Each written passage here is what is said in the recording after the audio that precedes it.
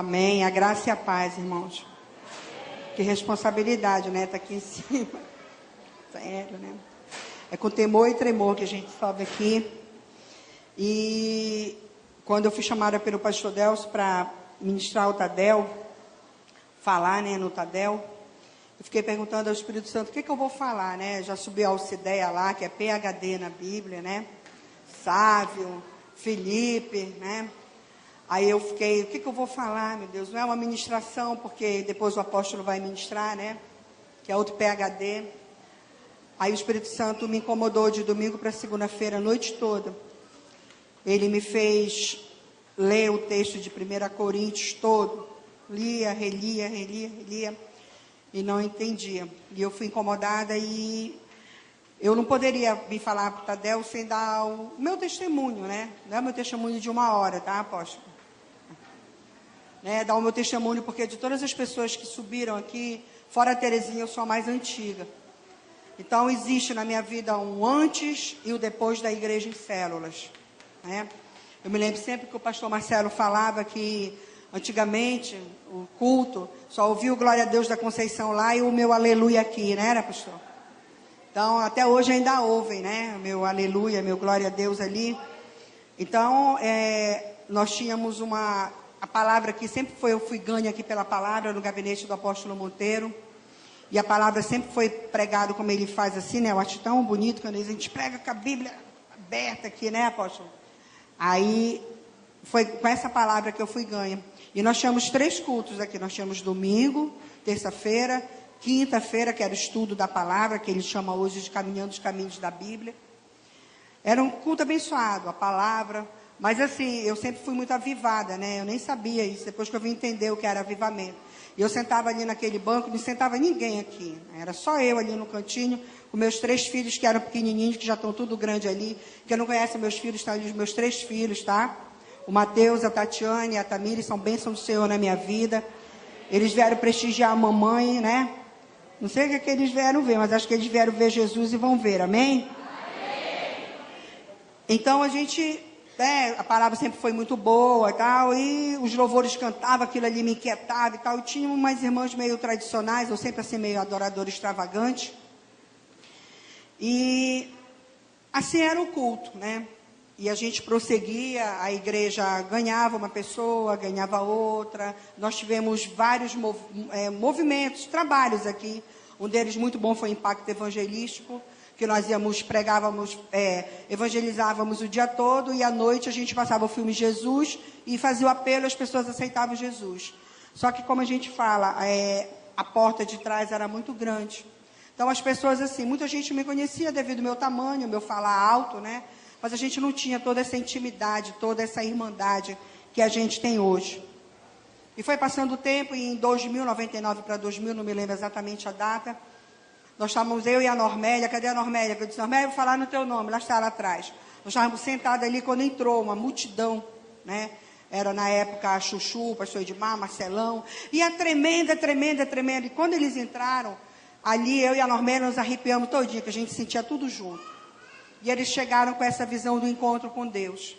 E na hora que perguntaram quem queria, eu e a Normélia, quase que a gente bate cabeça com a mão, e nós fomos as primeiras a levantar. E nós fomos para o encontro, né? E o encontro com Deus, ele transformou a minha vida, ele mudou. Eu disse, Normélia e Diná, eu vou falar em vocês. Até a fisionomia da Diná, a fisionomia da Normélia. Tanto é que na terça-feira eu brinquei com elas. Na época a cantina era para cá. E eu disse assim, meu Deus, tem alguma coisa diferente em vocês? A gente ainda não tinha todo esse entendimento. E eu olhei e vi a pele da Normélia, a pele da Diná. Assim, 2 pessoas que eu vi com uma fisionomia no final de semana. E na terça-feira eram outras totalmente diferentes. E Deus começou a fazer um reboliço aqui na igreja. Né? E começou a nos tratar, né? Nós começamos a mudar. Eu me lembro que no primeiro encontro que nós fizemos aqui, foi uma das primeiras vezes assim, na igreja que não houve ministração da palavra, que o apóstolo prima muito. Ele estava tão cheio da unção aqui em cima, e a reina dançava, a reina que é toda comedida, e foi assim, uma coisa assim espetacular, como é mesmo um encontro tremendo. Então, na minha concepção, o encontro veio para começar a nos tratar, para que a gente começasse a tratar de vidas. E nessa época, a Terezinha e um casal de irmãos que não são mais daqui da igreja, já tínhamos, que era o grupo familiar, que era a primeira célula, ali na 1º de dezembro. Foi a primeira célula da igreja, era uma célula muito grande, e era com dificuldade, principalmente para mim, que a minha filha, a mais velha, tinha 7 anos, eles têm 3 anos de diferença, e era com dificuldade, porque quem usa aqui o Ceasa e o Ceasa Felipe Patrone sabe que você passa 2 horas na parada. Eu ainda não tinha a minha carruagem de fogo que está lá fora, para honra e glória do nome do Senhor. Então era no Ceasa mesmo. Mas a gente ia para a célula com tanto amor, a gente saía de lá embriagado, sabe, cheio, querendo falar para as pessoas e ganhando vidas, e veio todo aquele mover, né? E daí a gente começou a se falar em discipulado, né? E assim eu orei, porque o discipulador, irmãos, é muito bom a gente gostar de alguém, mas eu creio que a nossa vida tem que ser direcionada pelo Espírito Santo de Deus, né? Eu acho que você tem que orar, porque às vezes você querer uma pessoa, Deus quer outra, porque Ele sabe em que aquela pessoa vai nos ajudar, vai nos tratar, e assim foi comigo. Então começou a visão do discipulado, as pessoas começaram a se conhecer mais, porque as pessoas entravam e saíam da igreja. Estou falando a minha visão. Eu estou fazendo a maioridade para o mês, 18 anos aqui na igreja, né? Já baluarte, já, como diz assim, dinossauro da IBMA, estou ficando velhinha aqui. Então o discipulado, ele foi mudando a minha história. Na minha discipuladora era a Cristina, que não está hoje aqui, e ela me discipulava, eu discipulava ela, porque ela não tinha outras discípulas, e os discípulos foram chegando, e a gente foi vendo a transformação nas pessoas, no comportamento, a igreja de uma outra maneira, as pessoas já começaram a saber os nomes, um já conhecia, as pessoas já se falavam, né? Bem mais do que era quando eu tinha chegado aqui em 96. Então essa é uma visão que eu tive, né? Eu quero passar para vocês a minha trajetória nessa questão da igreja em células, né? E o discipulado, ele começou a nos ensinar uma coisa que é primordial e que muitas vezes algumas pessoas dentro da igreja ainda não têm entendimento. Chama-se cobertura espiritual. E o que é honrar alguém? Sabe? Isso, quando alguém se propõe a te servir, porque o discipulador, na realidade, ele te serve. Em todos os sentidos. Serve para te ouvir, ele serve para orar para você, ele serve para te aturar naquelas horas que tu está de mau humor, de bom humor, de tudo isso. E muitas das vezes nós não honramos essas pessoas que pagam preço de oração. Eu posso dizer que eu sou privilegiada, que eu tenho 3 discipuladores.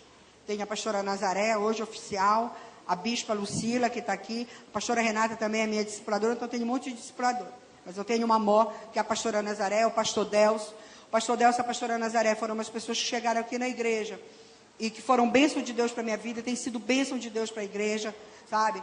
São um referencial na questão da visão celular. Eu queria que levantasse todo mundo da geração azul aí, por favor.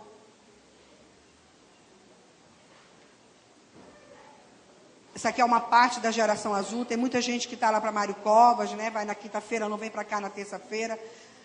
Então, o pastor Delcio e a pastora Nazaré hoje tem uma geração grande. Eu estou frisando porque eles são os meus discipuladores, mas pastor Marcelo, pastora Renata, pastor Flávio também tem a geração deles. Então, esse povo aqui tudo faz parte da geração azul. E a gente, podem sentar, e a gente tem aprendido com eles, não só a honrá-los, mas a honrar uns aos outros. Então, quando cada um de nós da geração azul vem para cá, cada um dos irmãos, eles nos honram, com oração, com palavra, com incentivo, né? Então, essa questão do discipulado na minha vida foi primordial, sabe? Eu aprendi muita coisa caminhando em discipulado, e isso é importante. E ter essa cobertura espiritual, o apóstolo até falou aqui, na questão do pastor Eiber, e o pastor Eiber fala muito isso, quando a gente dá as primeiras aulas do EFAL, ele fala sobre aquela questão do guarda-chuva, e realmente é verdade. Gente, é maravilhoso saber que você está com problema, e que você está na sua casa, você já compartilhou aquilo, e saber que tem alguém na brecha intercedendo por você, sabe? Você está com problema familiar, você está com problema financeiro, sabe? Tipo assim, eu estou ministrando aqui, mas eu tenho certeza que a minha discipuladora está lá em Macapá, intercedendo por mim, sabe? Qualquer situação que você tiver, sabe? O seu discipulador, ele está pagando um preço por você, por mais humilde que ele seja. Ele pode ser um adolescente, ele pode ser um idoso, mas o discipulador foi alguém que Deus escolheu para a sua vida. Amém? E essa questão da visão celular, tiveram muitas pessoas que não se adaptaram a isso. Sabe, muitas pessoas na época, quando começou a questão da visão celular, saíram da igreja. porque achavam muitas, eu ouvi comentários dizendo, eu acho que isso não é de Deus. Irmãos, ganhar vida é de Deus. Nós fomos chamados para ganhar vidas, e não tem melhor lugar para você ganhar vida do que numa célula. É difícil, é difícil para mim convidar um amigo meu para vir para o templo, porque a igreja somos nós. Mas quando você convida para uma reunião, olha, nós temos uma reunião em tal lugar, nós vamos orar pela família, nós vamos orar por finanças, nós vamos ver um filme, nós vamos fazer um lanche. Gente, é muito mais fácil. Mas assim você está enganando? Não estamos enganando alguém, nós vamos fazer tudo isso sim. Só que lá a pessoa vai ver o diferencial. Essa questão da célula é algo que foi na minha vida, sabe? Eu tive na primeira, voltando lá, o primeiro ponto que eu falei, eu participei da primeira célula da igreja. E a célula, a gente tem referencial aqui de pessoas. Eu não sei se a Simone está aí. Simone está aqui? Alcideia. A Simone, irmã do Luiz, está aí? Não, ela não veio hoje. Eu estou citando a Simone é minha vizinha. A Simone foi para o encontro, começou a ir para a célula da Alcideia, era uma pessoa tímida, recatada, uma pessoa fechada. Hoje, quando você observa a Simone, eu queria dar ela como referencial, porque eu ganhei o irmão dela para Jesus, e através dele, com todas as deficiências dele, ele ganhou ela para Jesus. E a Simone é um exemplo de uma pessoa que está em célula, e é um exemplo de uma pessoa que está em discipulado, e é uma pessoa que tem tido a sua vida transformada pelo discipulado e pela célula. Então, irmãos, cuidar de vidas dá trabalho. Gente, não é fácil. A gente tem um exemplo da Alcideia e da Terezinha. A Alcideia, eu dou ela como referencial, porque ela é mãe, ela é arquiteta, ela é discipuladora, ela é líder, ela é professora, e não tem tempo ruim. Você pode ver o discipulado da Alcideia, é um referencial. As discípulas dela, todas ativas, todas discipulando, todas, cada uma, as que podem já estão capacitadas em célula. Gente, cuidar de vida dá trabalho. Não é fácil você passar o dia todo trabalhando e na quarta-feira, tipo assim, que é o dia que você tem para descansar, você ainda tem que ir para a célula. Mas quando termina a célula, eu sei que o regozijo que vem dentro da gente, pelo menos em mim, é muito grande. A célula que eu tenho hoje, a pessoa que é minha discípula hoje, foi minha gerente da Marlete no Bradesco. Foi uma pessoa que nós oramos, pregamos o evangelho para ela. Na época, aparentemente, ela não quis. Tempos depois, ela aceitou aqui. Passou um tempo em outra denominação. Hoje, para honra e glória do nome do Senhor, a minha célula está lá na casa dela. Amém? Então, vale a pena investir.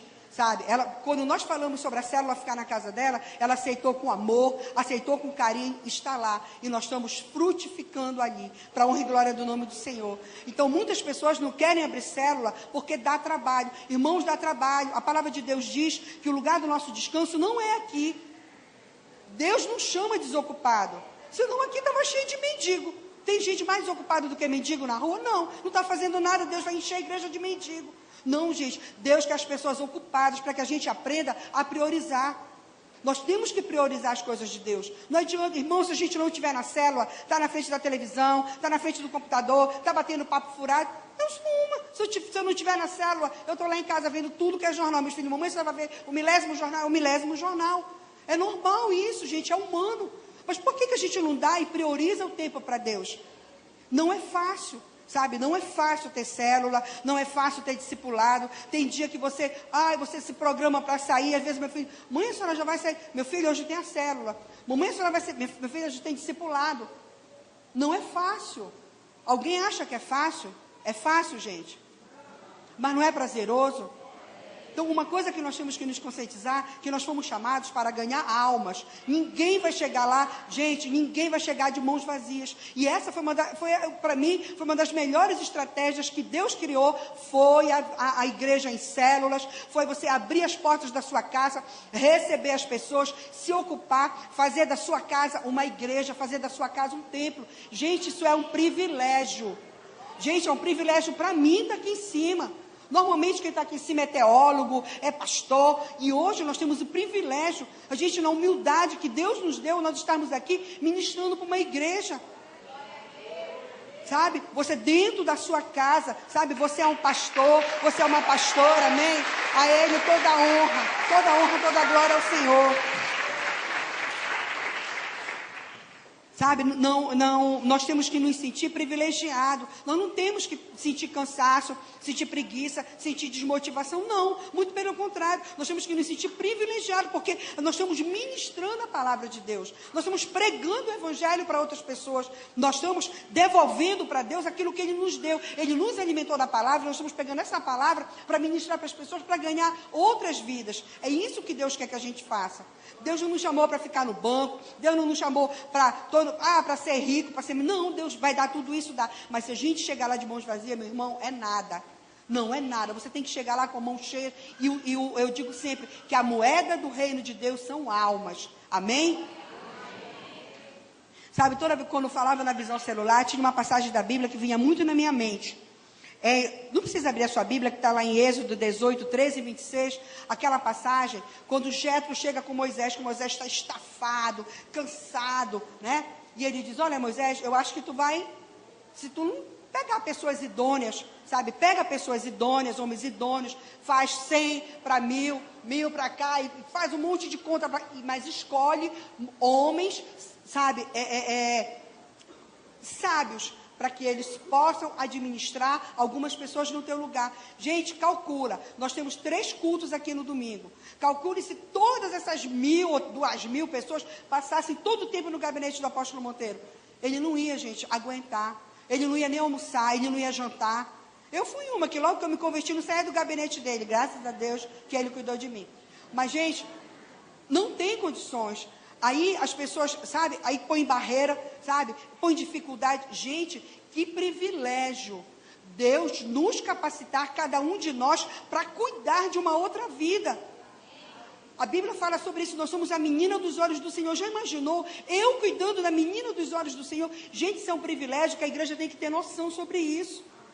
Nós temos que nos sentir a cada dia privilegiados, nos motivarmos a mais e mais, a querer cuidar mais de vidas, a pregar mais o evangelho.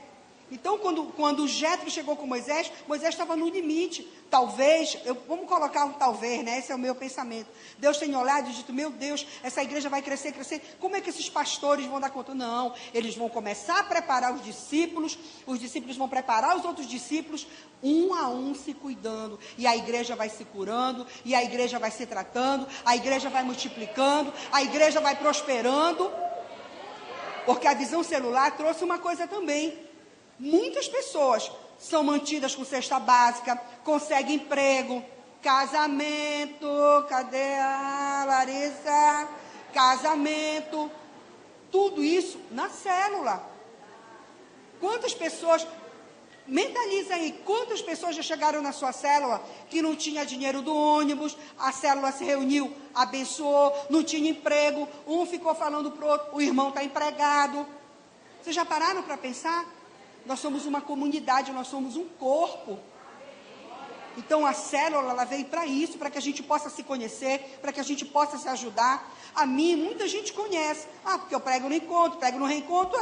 Mas tinham pessoas aqui que iam ficar no banco que ninguém ia saber quem era. Hoje, cada um de nós é conhecido. Hoje nós temos um nome, não se bate mais. Olha, irmão, aquela irmã. Hoje a gente sabe o nome. Por quê? Porque a célula trouxe isso.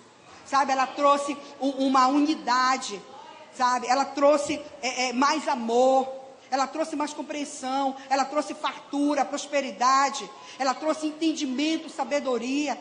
A igreja está cheia de cursos, de treinamentos, sabe, para que a gente cada dia mais seja capacitado para fazer esse ID da visão celular. Gente, é muito bom, nós vamos chegar numa época que nós já estamos sendo perseguidos. Mas pelas beiradas, como disseram hoje lá na intercessão, mas estamos sendo perseguidos. Vai ser dentro da sua casa, vai ser a sua igreja. Amém? Sabe? Bata no seu peito e diga que você é um privilegiado, porque dentro da sua casa tem um templo de Deus. Lá tem uma congregação. Você é um pastor, você é uma pastora de uma congregação que está dentro da sua casa. Amém?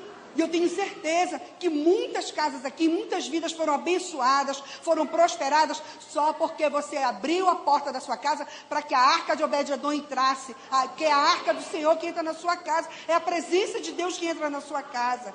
através da célula. Então não tenha preguiça, sabe, irmãos? Não era fácil quando eu ia para aquela primeira célula, ficava na parada, a Tamires ficava encostada aqui dormindo, a Tatiane sentava no meu pé e o Mateus pequenininho eu ficava segurando aqui, às vezes uma sombrinha, porque eu não tinha dinheiro para comprar outra, para segurar os 3, mas eu estava lá na célula. Amém? Então, sabe, vamos deixar de lado a preguiça, vamos deixar de lado o comodismo. O Senhor está chamando a igreja para avançar. Amém? Amém. Um aplauso ao Senhor.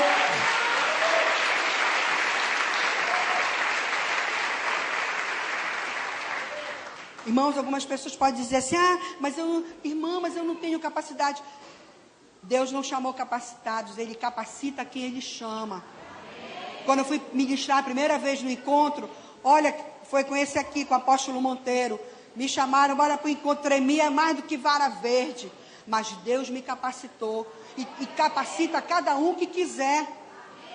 A palavra de Deus diz que se a gente não tiver sabedoria, a gente tem que pedir para quem tem. Quem é que tem sabedoria além do Espírito Santo de Deus? Então nós temos que pedir. Então não diga, sabe, que você não tem capacidade. Não diga que você não sabe. Irmão, você não tem capacidade? Pede para o Senhor. Você não tem sabedoria? Faça o Tadel, sabe? Faça, irmão, eu tenho problema com finança. Faça o CRAU, faça a mulher única, homem ao máximo. Tudo a igreja. O apóstolo Monteiro, nesses 18 anos que eu estou aqui, em tudo, ele tem disponibilizado, sabe, em treinamentos, em cursos, em seminários, tem chamado pastores para ministrar aqui, sabe, tem feito eventos para que a igreja cresça, para que a igreja multiplique e para que a igreja cresça sólida. Uma das preocupações que ele tem é que nós venhamos a crescer com saúde. Amém? Não adianta a gente crescer, como ele mesmo diz, olha, eu podia preparar um sermão aqui, que estava todo mundo pulando e tal. Poderiam sim, todos eles aqui são capacitados para fazer isso. Mas não é isso que o Senhor quer. Não é isso que o Senhor quer. O Senhor quer que nós sejamos ovelhas sadias. É como ele diz, ovelha pare ovelha, sabe? Se nós formos ovelhas sadias, nós vamos parir ovelhas sadias. Um cego não guia outro, irmãos. Sabe, nós temos que abrir os nossos olhos espirituais, pedir discernimento de Deus e ver que a hora é essa, de expandir as nossas células, sabe, de se importar com pessoas, de discipular pessoas mesmo. É para isso que o Senhor nos chamou. Amém? Que Deus abençoe vocês e que o Senhor faça que a igreja cada dia prospere mais e mais. E a Ele toda a honra, a Ele toda a glória e a Ele todo o nosso louvor. Amém.